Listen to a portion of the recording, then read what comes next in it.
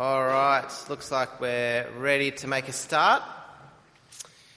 Okay, so we're starting our new series on the New City Catechism. Now, I imagine your first response is, what is a catechism? It's not a word that we use now. It's a word that means to teach orally, right? It's a question and answer with speaking. So it's a question and then an answer, and you say it. It's speaking and it's a talking thing. Now, I'm going to talk to the resources that we have in a minute that will help us this term. But before we do, I'm going to speak to... there's a paragraph. I've got it up. Thanks, Ruben. It should come up. This is in the booklet. These are available on the table. I think they're the small table up the back.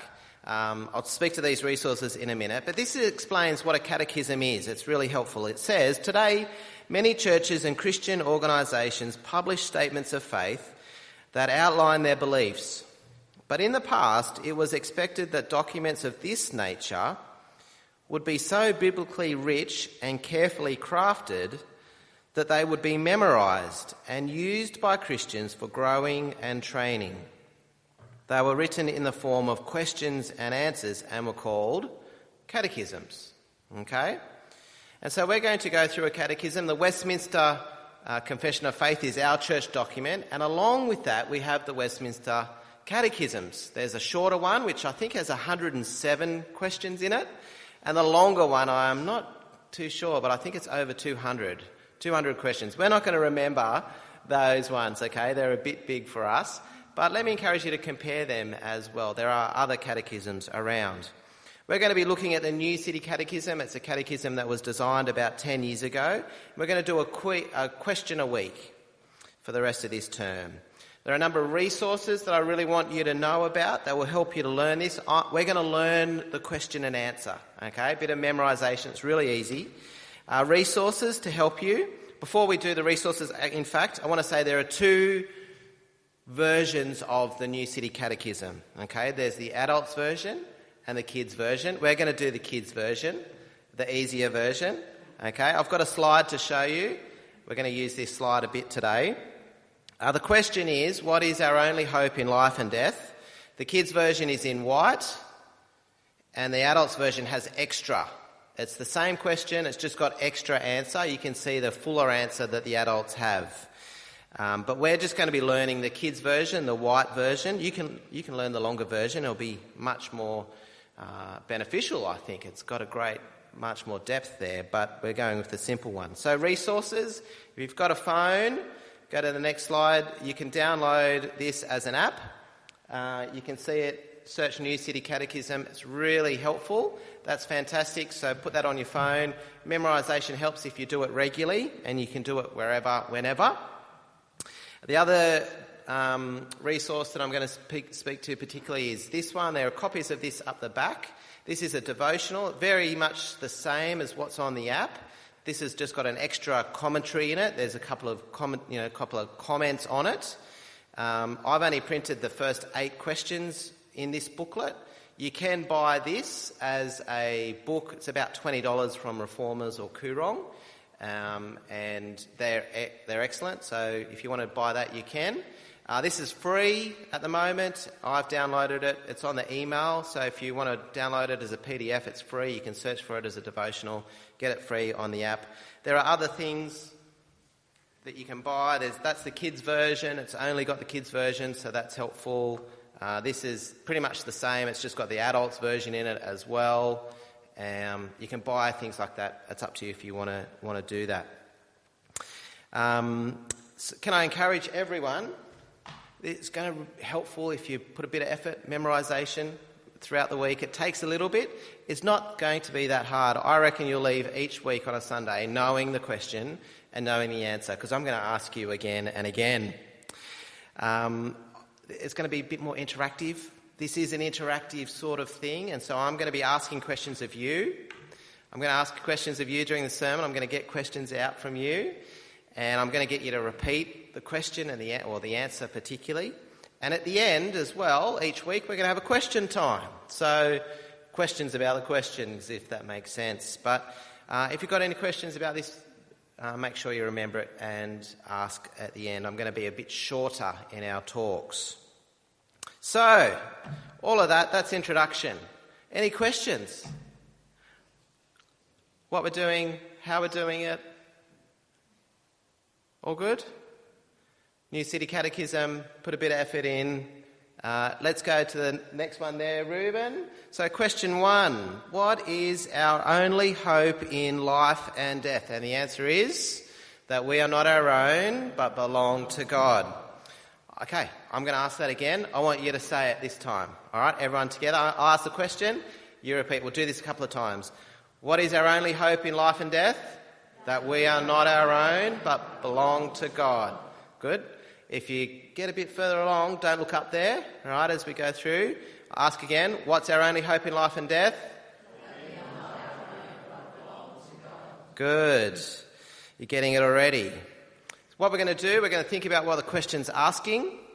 Look at the passage that Alison read earlier from Romans 14, and then we'll look at the answer. Though, to be honest, the answer we get from the passage is fairly straightforward. The question is, what is our only hope in life and death? Now, question for you.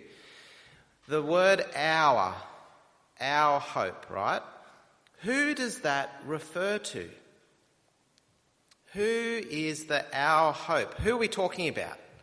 What is our hope? Who's the who there? Who's the our? Believers? God's people? How do we know that? Everybody? Yeah, maybe. What's that? I think it's Jesus. Yeah, what's our? Who's the our though? Who's the our in that question? It's all of us. Every person.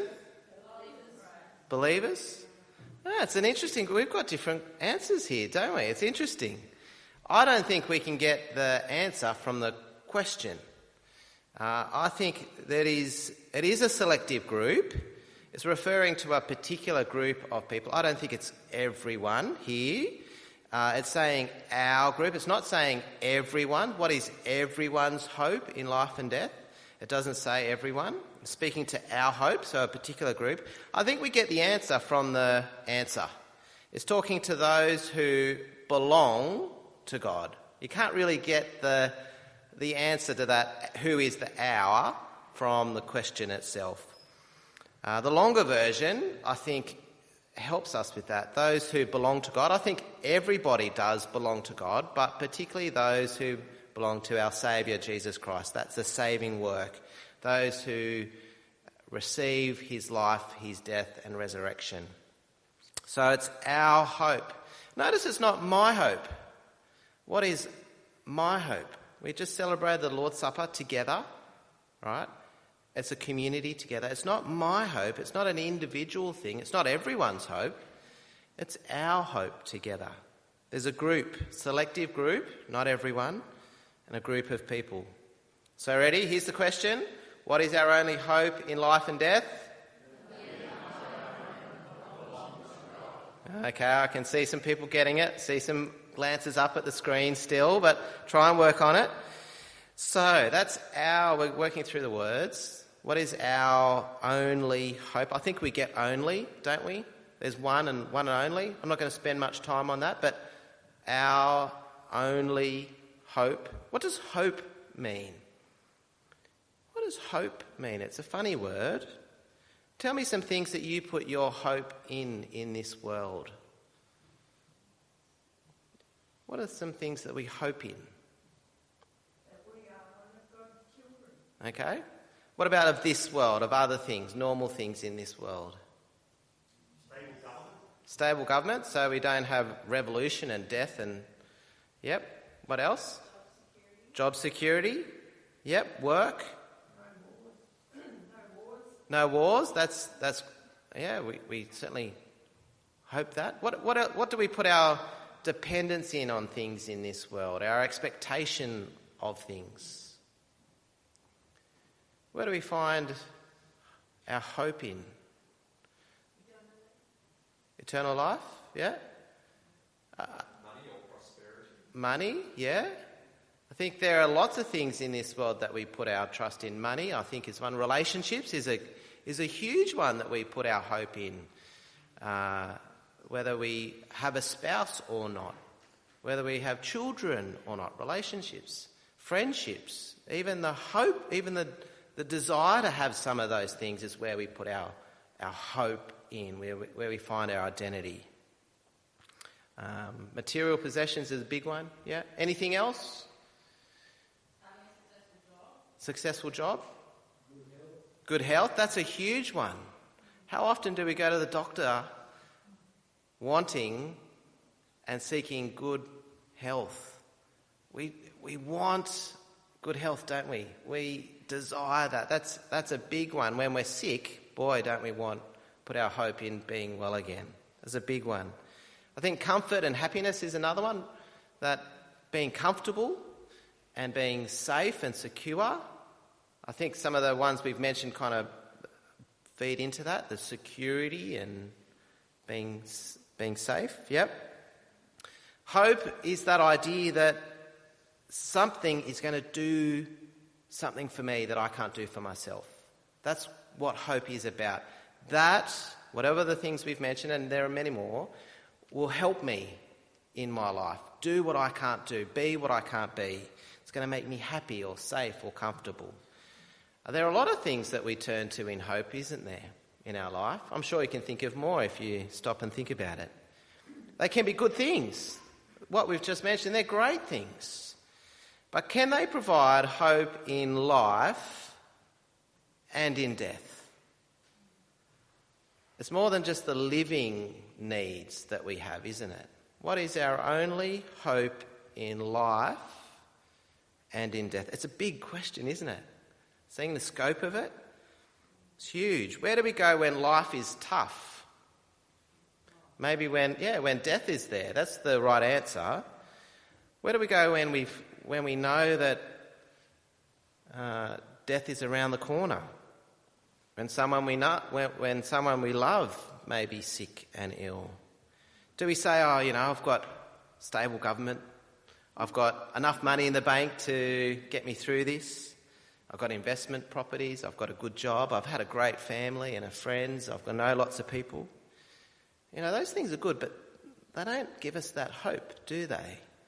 In life and in death. They're good things, but they're not the hope that we have. They probably shouldn't be the hope that we turn to as often as we do. We know many people have had all of these things and more, and have still died without hope. They're still dead. So when we use the word hope, what I think we normally mean, in our normal words and conversations, I think we mean wish. That's probably what, I hope we have, I hope we win the lottery. What does that mean? I wish we mean. There's no certainty there, right? Anyone else got any other examples of how we use the word hope? I hope we have good weather next week when we're going out. Yep. Hope we have good weather. Is there any guarantee to that? No. None, right? I hope my team wins, if you're into sport. Yeah. Is there any guarantee your team's going to win? No. Not my team, that's for sure. I follow the Dragons. I think they're second last, so my hope is that they'll win a game, not any. What else do we use? I hope to see you soon. Any other ways we use the word hope? Hope all is well. Yeah. Yeah. When we use that word hope, it's actually the very opposite meaning of what the Bible describes as hope.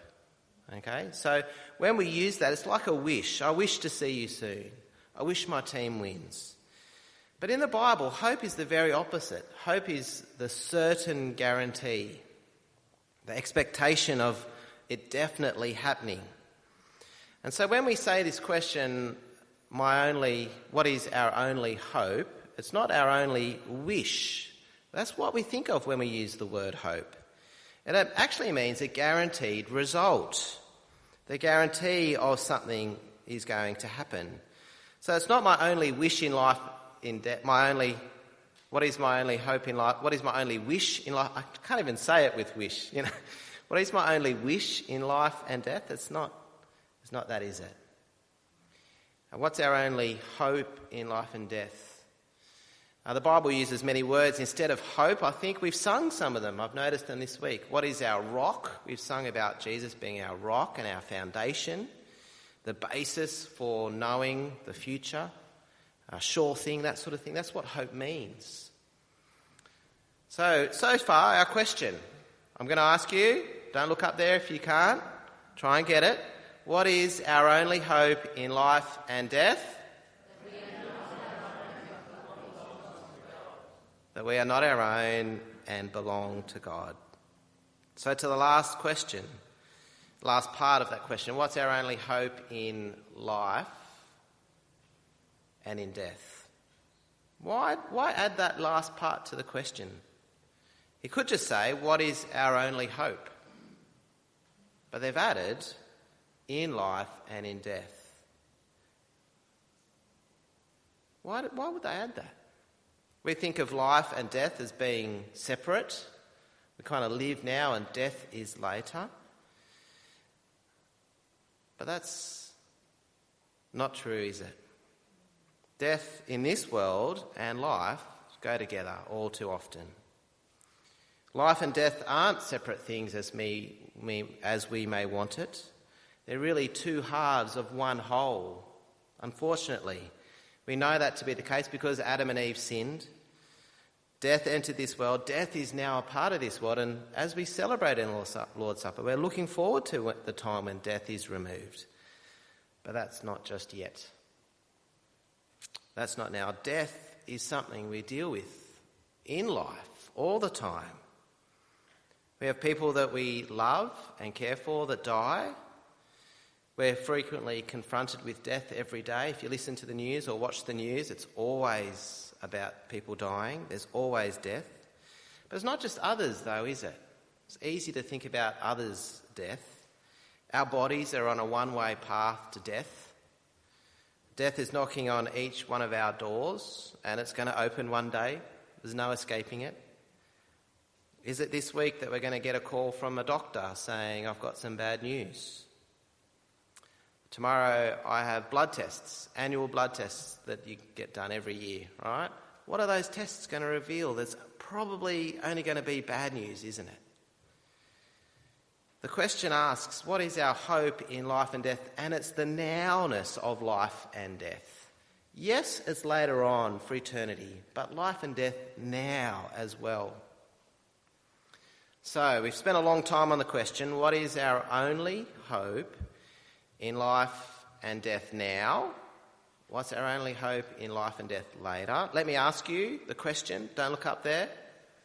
What is our only hope in life and death? That we are not our own. Good. It's a big question, isn't it? There's a reason why this is the first question in the Catechism. Let's see what the Bible has to say. Romans chapter 14 from verse 1 to 12. This section answers that question very well. We read it out earlier. And this section is a lot about judgment and judging others. What has this got to do with hope? In verse 14, thanks Reuben, it says,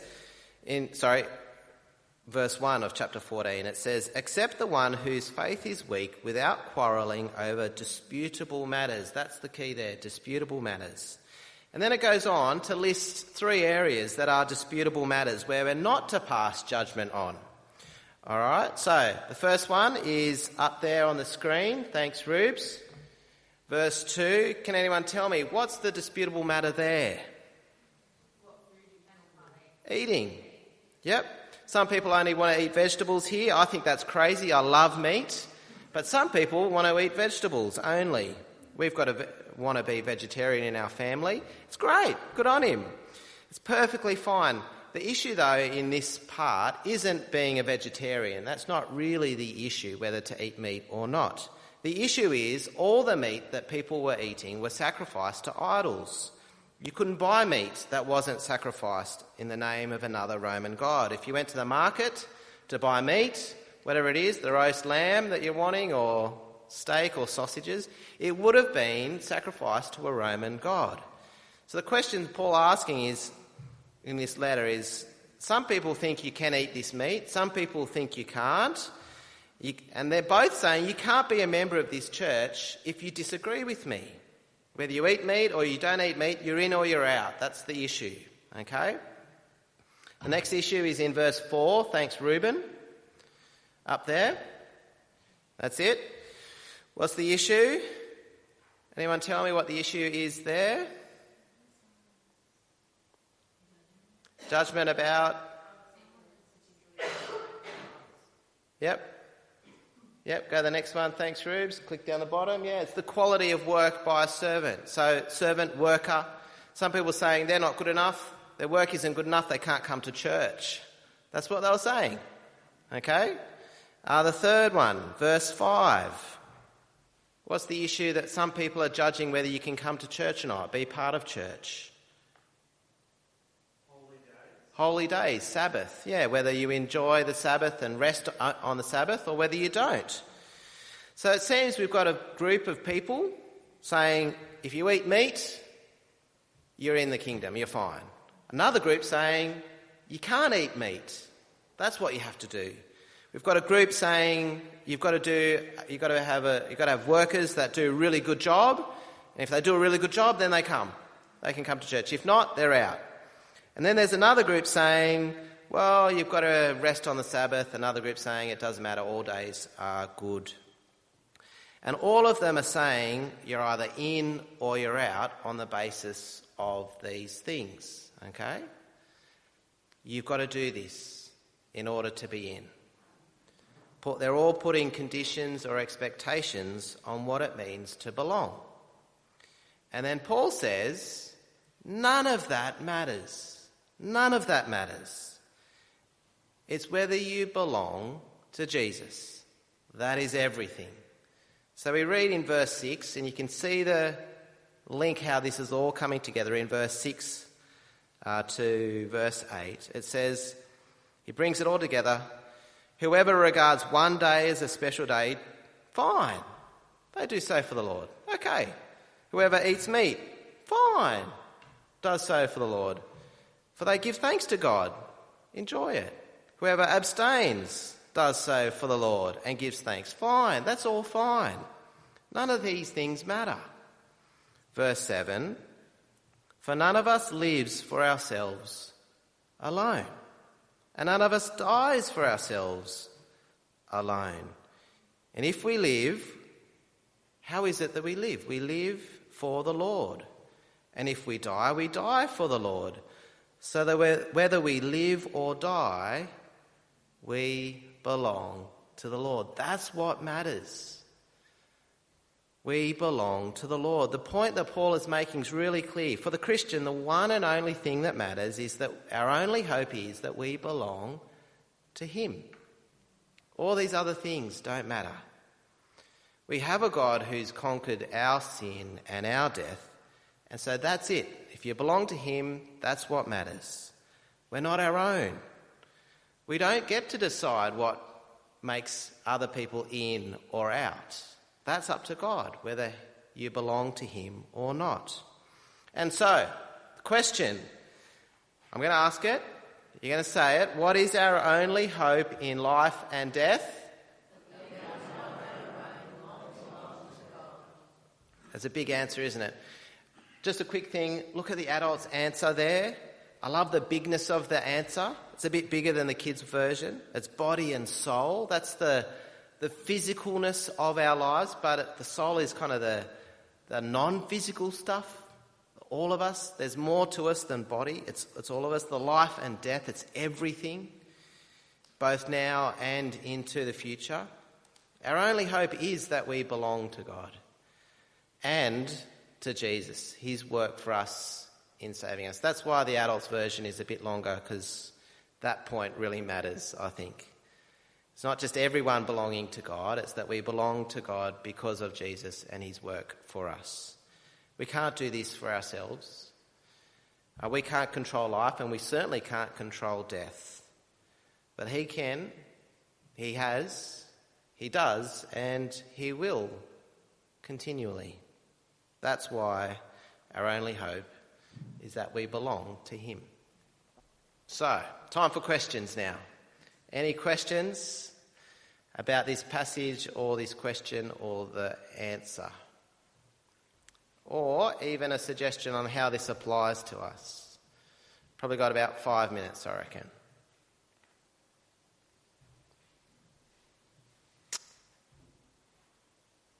Julie? Yeah, how does it relate to predestination? We certainly believe that God is in control of all things, all time, before and after the world was made. And so this is part of that we belong to him. Yep. God does call us and God does bring us to himself. He does all of the work. We can't do it ourselves. And so, yes, it's entwined with that. Yeah. Question? Yep. So God's given us good longings and desires in life. Yeah. You're not saying that our hopes are bad. No. But can you talk a little bit maybe about how our earthly hope should relate to our hope in our eternal hope? How do they affect one another?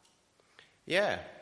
So the hopes that we listed those things, some of those things that we put our earthly hope in, our worldly hope, things that are now and not eternal.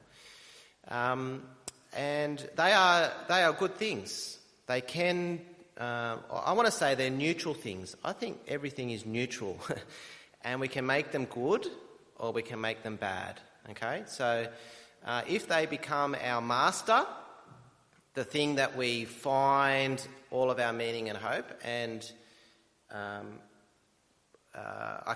we can go on to examples of that in the world where people are doing that now. Then that becomes a bad master, and it's bad for us. But those things are good slaves, if I want to use that word, where they're not our master. Having money is not our master. Having security and health and happiness, they're not our masters, but they're good things that God has given us to enjoy under him. Okay? They're not above him or equal to him. And so they're good things to enjoy, great things, and often they will be enjoyed, and sometimes we won't have them as well. We won't have health or happiness, and they're not our master, so they're not the thing that we serve. Does that make sense? Has that answered it, or have you got a thought more to add? Yep. I think we do turn to a lot of these things, and they're good. And when we get in moments of despair, it's when these things have failed us generally, and that causes us great distress. God will never fail us is the good answer. They will. Yep. Cooper, last question, and then I think we'll move on. I thought it was interesting that he said that there's a body and soul. I don't feel like the Bible sort of separates Yep. the two. Is the main reason like just that like wholeness, completeness, or is there anything more to that? I think the Bible does refer to more than just body. We're more than a physical being. That's what the body, so the physical death, I think. We're spiritual, and so the soul is more than just the physical life. We're individual people. We have a soul. There are arguments on this. Some people argue body, soul, and spirit, though the Bible, I think, is quite clear. There's not the three, there are two, but that's up for debate. It's not a major thing. I think it points to the inner life that we have. There's more than just the livingness. There's more than just being alive. It's we're given new life in Christ, and that's who we are as people. We're not all the same physically, and we're not all the same identity, inner wise. Yeah. So I think the Bible does use languages, words to describe that in its language, but it may not describe it in a certain way of body and soul. Yeah, but I think that's the helpful way of understanding it. Yep. All right. I think that's it for now. Think of questions. Any more? We'll take questions each week. Thanks.